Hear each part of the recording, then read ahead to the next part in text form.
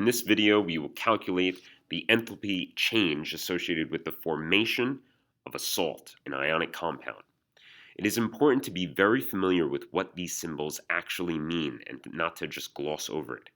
The H obviously stands for enthalpy or heat change associated with any chemical process that we're looking at. But the F has a very significant value. It means for the formation of a compound, right? So the F will always be associated with forming a certain compound from its constituent elements that form it, right? So from the elements, and this degree symbol refers to them being in their standard state. That is 25 degrees Celsius and 1 atmosphere pressure, essentially what we would encounter on our planet. So the conditions with which we will encounter aluminum and chlorine on our planet. And aluminum is encountered as a metal solid, right? And chlorine is a diatomic gas, not just a monatomic gas, but a diatomic gas. And under those natural conditions, we need to represent them accordingly. So furthermore, we need to acknowledge that this is for the formation of 1 mole of substance. So there can only be one AlCl3 on the product side here. And so you might not be comfortable with this, but this is very appropriate to use fractions in order to balance our chemical equation. So it is important to represent it in this form before we begin our problem. Now that we're ready to begin, we have essentially 4 steps. We need to vaporize all substances, we need to atomize all substances, we need to ionize all substances, and then we need to form our substance. So the first part, we need to change all of the constituent substances to their gaseous state. Of course, this is already accomplished for chlorine, but we need to do it for aluminum as well. And to go directly from the solid to the gaseous state, essentially we're taking the heat of melting and heat of vaporizing, and we're adding them together. So another term for heat of melting you'll hear most commonly is heat of fusion. And so heat of fusion and heat of vaporization together is the heat of sublimation. And of course, this is a positive value because we are overcoming attractions. We are breaking bonds. Next step, we need to atomize.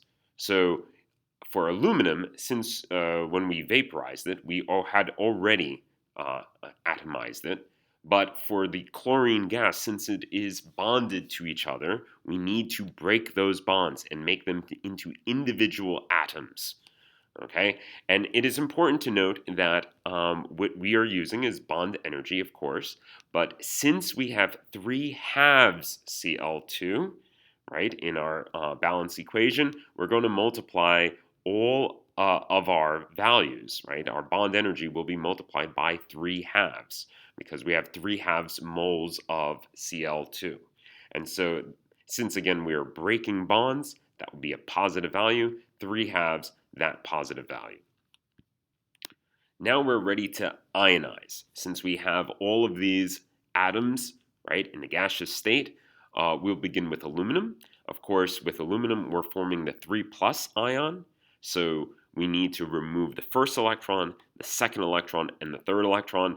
Of course, this is the first ionization energy, second and third, and all of these will be positive values since we're overcoming the attraction of these electrons to the nucleus.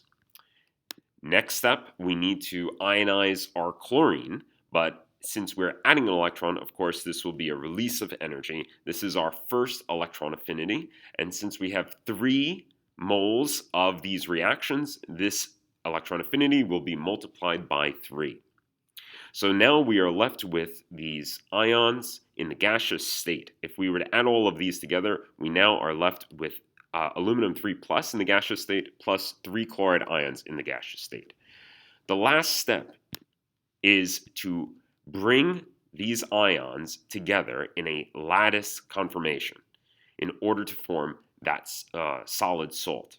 And so that is lattice energy. Of course, we're forming bonds again at this last part, just like here.